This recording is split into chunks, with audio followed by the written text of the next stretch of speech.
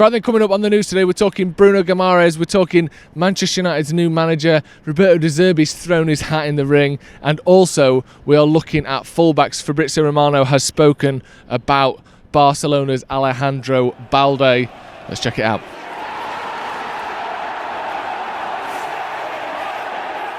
Hello and welcome to Stretford Paddock. My name is Joe. This is the news. We're here at Old Trafford. No Jay today. He is off having a baby, doing all that sort of stuff. But that doesn't mean that the United news stops. We've got loads to talk about today as well. Of course, let's get into our first story. Bruno Guimarães. This has been one that's been rumbling on a little bit. Obviously, Casemiro recommended him to Manchester United supposedly over the last few weeks in terms of a replacement for himself. It's Caught Offside that have been talking about this one as well, saying that they understand that Manchester United have made informal contact with Bruno Guimarães. Now, that typically means a representative or someone acting on behalf of Manchester United speaks to someone that is acting on behalf of Bruno Guimarães. And I think every club does this to establish, does the player want to join? And I think it's something that United have been particularly strict on. We mention it all the time, the Frenkie de Jong transfer. Barca agreed a fee, de Jong didn't want to come. And the last thing you ever want as a club is for the player to say, I'm not having this. The club don't mind selling me, but I'm just not going to your team. And I think especially for a team like Manchester United, one that is trying to fight this sort of difficult time that we've had over the last decade, fight this reputation that we're this sort of spent force, that we're not going to make it our way back to the top. The last thing you want is players coming out and going, I'm not joining them, they're crap. You know, and I think for certain players, let's use Elliot Anderson as an example, there are sort of growing rumours that he would prefer a move to Man City, which again isn't a fact, isn't something that he's come out and said himself, but those sorts of rumours often come off the back of these informal chats. And don't be surprised if this summer, if United never really go in for Elliot Anderson, or they scout the lay of the land and decide not to make an official bid. What doesn't tend to happen these days, especially at Man United now, is we don't tend to make bids for players that don't want to join. And occasionally you'll make a bid and it won't go through because, you know, anything can happen. But remember Newcastle last season? They wanted Cunha, we got Cunha. They wanted Mbeumo, we got Mbeumo. They wanted Sesko, and we got Sesko. And it wasn't just a window where, yeah, maybe Jacob Murphy's not good enough, maybe Elanga's not quite good enough, maybe Voltemada's not good enough. There's actually the embarrassment on top of that, reputational embarrassment that players don't want to join your team. That is almost harder to overcome than it is, you know, not quite signing the player that you wanted. So this Bruno Guimarães stuff sounds like we're in those early chats where it's just working out whether a deal is possible. The next step is prizing away from Newcastle if United choose to go down that route. I'm sure what they're probably doing is speaking to the representatives or a representative or someone acting on behalf of Elliot Anderson, of Adam Wharton, of Bruno Guimarães, of Sandro Tonali, etc, etc, etc, in these months leading up to the summer, working out who is up for joining us. We've got our list of players, maybe it's 5, 10, 15 players long. I'm sure there's probably 5 or 6 names at the real top of that list.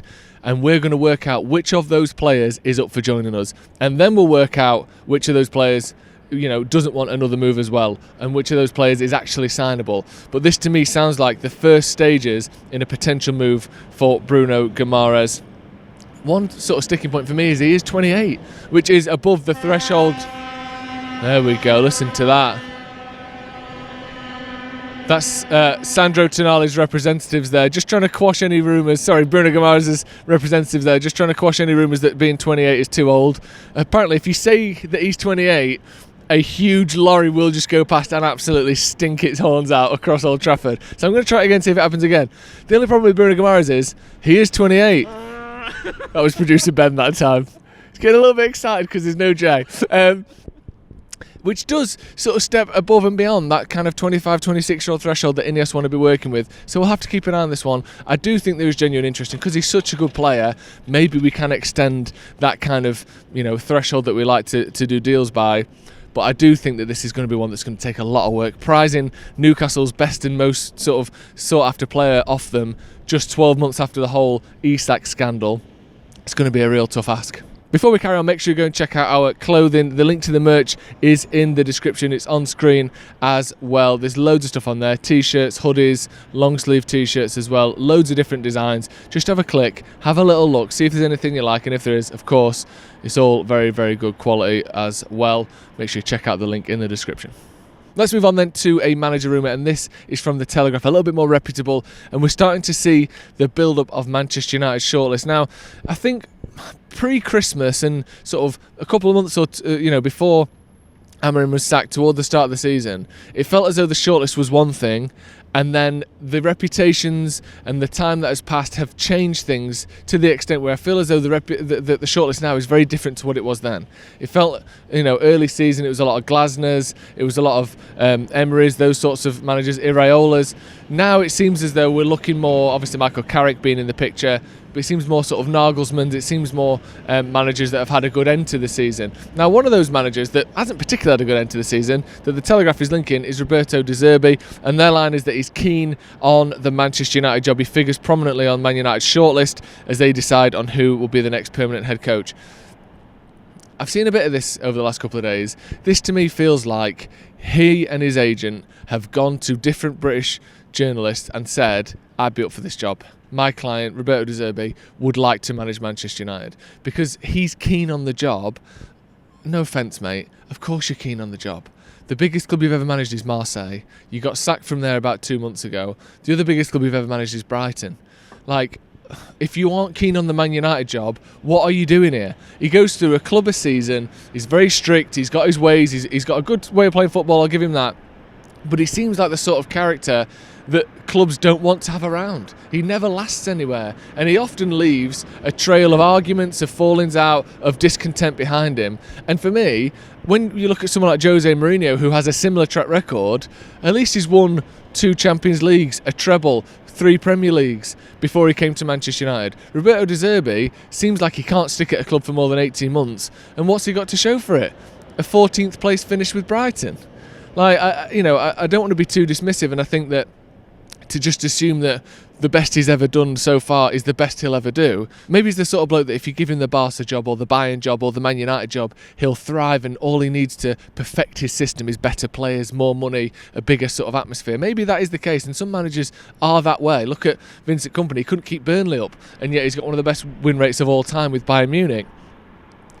But why should we be the ones to take that risk? Man United aren't in a position, I don't think, to take the risk on not just someone who's tactically potentially in question, but someone that personality-wise that falls out with people. The last thing we need after, again, I think one thing that we can sort of agree on with Ruben Amorim is that he cleared the dressing room out of bad characters. Look at that interview with Dalot and Rio Ferdinand recently. What Amorim did behind the scenes, in front of the scenes, the on the pitch stuff was nowhere near good enough. But United seem to have a squad of likeable people that want to work hard. And then all of a sudden you bring in a manager that, again, from someone who doesn't know him but who looks in from the outside, appears to fall out with people all the time, appears to almost have a toxic presence of his own. From the top down, that to me would be a really, really strange one. And of course, he's keen on the job. My question would be, are United keen on him? And should they be? And I want your thoughts on this as well, because I think the manager situation is such a massive one. With Carrick doing as well as he has done, I know there's been a little bit of a drop-off in performances recently in the loss to Newcastle, but overall it's been phenomenal from Carrick. Is De Zerbi the sort of person, the character, the CV that we want in the dugout at Manchester United? Get your thoughts in the comments below. Next up then, on to the fullbacks, and this is from Fabrizio Romano, someone that has been in the news for all the wrong reasons recently, but he still knows his onions when it comes to transfers. We're talking Alejandro Balde of Barcelona, the 22-year-old young left-back. He's someone that United have been sort of linked with tentatively for a couple of years. He's a name that keeps coming up when we're looking at replacing Luke Shaw. I remember Nuno Mendes. Before he signed that new contract at PSG a couple of seasons ago, he was one of the names. Balde was one of the names. And Fabrizio Romano has commented on this. He said, "There have been many questions about Man United and Alejandro Balde. Some reports link the play with United, but the current situation is very clear. Barcelona consider Balde to be a crucial part of their project. Internally, they believe he still has enormous potential, and he is far from the finished product. He's still very young, and the club believe he can continue to learn and develop significantly in the coming years. For this reason, at this stage, Barcelona have no intention of letting Balde leave for Manchester United." In addition, Man United already invested in that position with Patrick Dorgu. We'll see what area United decide to do across areas of the summer as they are planning a busy summer. So that one in particular, if we see those rumours at the moment, it seems like there's nothing in it. But again, this busy summer thing is very, very exciting. And that sort of lends itself to this idea that almost at the moment, I'm not saying I'm believing everything, because as always you look at things with a critical eye, who's saying it, why they're saying it, etc. But I think in the world of the internet, where more people have more access to more, significant agents and players and all these sort of club staff that people can get their hands on these days,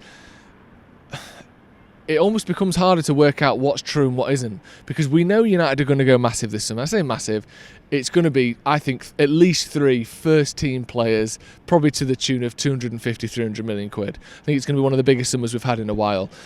And also, all of a sudden there are sources, there are people popping up. It's not just the mainstream journalists anymore. It's not just the Telegraph and the Guardian and the Athletic. And obviously those guys have got more established, deeper kind of connections and sources than a lot of the people you see on Twitter. But how often does it happen these days where someone who you've never heard of tweets that United are in for someone, or that someone's not going to be starting today at the game, or etc., etc. And you go, yeah, right. And then 2 hours later it's true. Or we have tried to sign someone, or actually no, you're right, Cunha is starting at centre mid, or whatever it may be. More and more I think we have to look wider at who is saying these things, and actually opening our mind to the idea that there's going to be people being mentioned that think now that there's no way they know what they're on about, and they actually do. So that's something I think for this summer is something to keep our eye on. Who is saying it, and kind of broadening the scope of who we trust and who we believe in terms of transfers. Because I think every single summer that goes by, there are more and more people outside of the mainstream that seem to have sources and seem to be getting these things right. We'll have to wait and see, obviously. There's a lot to get into this summer, whether it's Guimarães, whether it's Tonali, whether it's Adam Wharton, whoever. United are going to have a big one, and I think it's worth keeping an eye out from right now, because it's clear that United are starting their approaches for players already, as other teams are as well. But United are going to be going big this summer, and I, for one, am massively excited. I think we are 3 or 4 transfers away from really doing something special next season. We'll have to wait and see, of course. I'm going to be here all week. We're going to be hearing, of course, from the Paddock podcast later on. This week we've got loads coming up as well. Stephen House and Adam McCullough in the building as well, and some very, very special guests coming later on as well. Thank you very much for joining us. This has been the news from Old Trafford. I'm here in place of Jay, but it's pretty good, isn't it, outside Old Trafford. We'll see you in a bit.